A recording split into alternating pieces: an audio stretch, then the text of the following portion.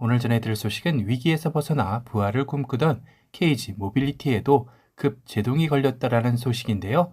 그러자 급기야 KG 모빌리티는 이후 출시될 신차들에 대한 일정을 긴급히 앞당기는 방안도 논의 중인 것으로 알려져 관심이 모여지고 있습니다. 우선 국내 픽업 트럭 시장의 8할은 KG 모빌리티의 픽업 트럭인 렉스턴 스포츠와 칸이 독식하고 있다시피 하죠. 제 아무리 해외에서 높은 판매량을 자랑하는 픽업 트럭들이라 해도 국내 시장에서만큼 번번이 실패를 맛보고 있는 것도 사실입니다. 그러다 보니 국내 픽업 트럭 시장은 KG 모빌리티를 제외하고는 뚜렷한 성적을 내는 픽업 트럭 모델 역시 존재하지 않고 있는데요. 그런데 문제는 이렇게 한 차종의 쏠림 현상으로 다양성이 떨어지다 보니 국내 픽업 트럭 시장의 파이는 점점 줄어들고 있다는 게 팩트입니다. 국내 픽업 트럭 연간 판매량 추이를 보면 2018년과 2019년 두 해에만 4만 대를 넘기고 그 이후인 2020년 3만 8천 대, 2021년 3만 1천 대, 그리고 작년인 2022년에는 3만 대로 5년 연속 판매량 하락을 피해가고 있지 못하는 게 현실입니다. 실제로도 렉스턴 스포츠와 칸은 올 상반기 판매량이 지난해 대비 마이너스 47%나 줄어들어 심각한 수준이기도 한데요. 이는 어찌 보면 픽업 트럭이 주 판매원인 KG 모빌리티로서는 상당한 악재로 작용하는 점이기도 합니다. 거기다 KG 모빌리티의 부활을 이끌었던 토레스마저 신차 출시 1년이 지나며 신차 효과가 약해지자 이는 바로 판매량 하락으로 이어지고 있어 고심이 깊어지고 있다고 하는데요. 2022년 7월 출시 이후 작년 한 해 월 3,000대에서 4,000대씩 판매가 되었고 올해 역시 1월 5,000대, 2월 4,800대, 3월 6,500대까지 정점을 찍으며 KG 모빌리티의 확실한 베스트셀링카로 자리 잡나 싶었는데요. 하지만 4월 들어서며 갑자기 3,500대로 주저앉더니 5월에 2,400대, 6월에 2,900대로 절반 이상 판매량이 줄어든 것입니다. 그러다 보니 KG 모빌리티로서는 픽업 트럭의 파이는 점점 줄어들고 믿었던 토레스마저 동반 하락하는 어려움을 겪고 있는 것인데요. 이러자 KG 모빌리티는 내수 부진을 만회하기 위한 방안으로 해외 수출 확대를 노리고 있다고 합니다. 최근 폴란드에서 토레스 유럽 시장 런칭 행사를 개최하기도 했는데요. 이를 시작으로 유럽 22개국의 대리점에서 토레스를 판매할 예정이라고 합니다. 물론 유럽 역시 토레스 한 차종만이 아닌 렉스턴 뉴 아레나와 렉스턴 스포츠 앤 칸 쿨맨, 더 뉴 티볼리까지 판매 라인업을 강화할 계획도 가지고 있다고 하네요.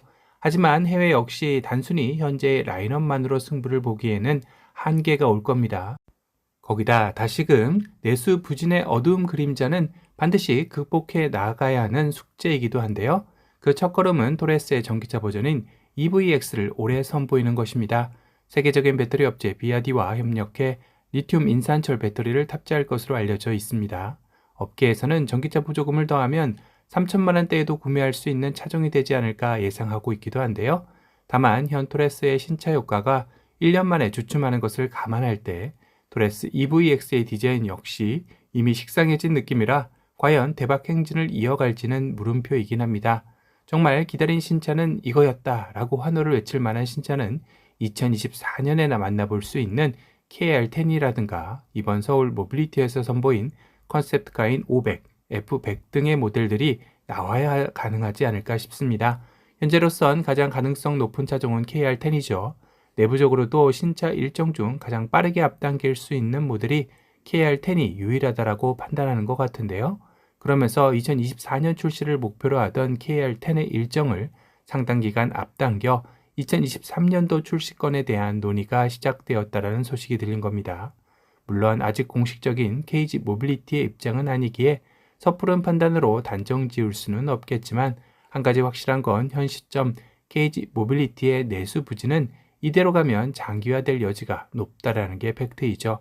토레스보다는 조금 작은 준중형급 SUV 모델이지만 오프로드 감성만큼은 옛 쌍용 자동차의 감성을 가장 잘 살리는 차종이 아닐까라는 생각이 듭니다. 이전 쌍용 자동차에서도 오리지널 코란도를 계승하는 디자인이라는 것을 디자인 스케치에서 이미 보여준 바가 있습니다. 둥근 헤드램프와 강인한 인상을 심어주고 있는 세로줄의 그릴, 범퍼 하단의 스키드 플레이트까지 오프로드 감성을 그대로 살려주고 있네요. 남자라면 이런 감성의 차량 한 번쯤 갖고 싶다라는 생각들을 해본 적이 있으실 것 같습니다. 다만 이런 오프로드 외모의 프레임 바디가 아닌 모노코크 바디라는 것은 조금 아쉽긴 하죠. 그래도 국내 도로 사정을 감안한다면 승차감에 초점을 맞춘 게 오히려 더 맞을 수 있다라는 생각도 드네요. KR10 역시 이런 마초적인 남성적 이미지를 제대로 강조하면서도 최근 가성비적 가격대가 돌풍을 일으키는 추세를 반영해 현 뷰티풀 코란도와 큰 차이를 두지 않고 나왔으면 하는 바람입니다. 국내 소비자들 역시 쌍용 자동차 시절부터 항상 다른 브랜드들에 비해 뒤늦게 나오는 신차들이 아쉬웠는데 KG 모빌리티로 바뀌고서도 여전하다. 도대체 언제쯤 신차를 내놓을 건지 답답하다라는 의견과 불만들도 나오고 있는 실정이네요.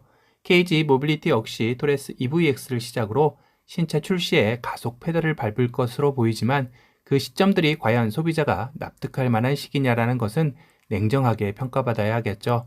오늘은 KG 모빌리티가 토레스로 활짝 웃음도 잠시 다시 한번 내수부진의 늪에 빠질까 고민이 깊어지는 시점에 후속 신차인 KR10의 출시를 앞당길지 모른다라는 소식에 대해 전달해 드렸습니다.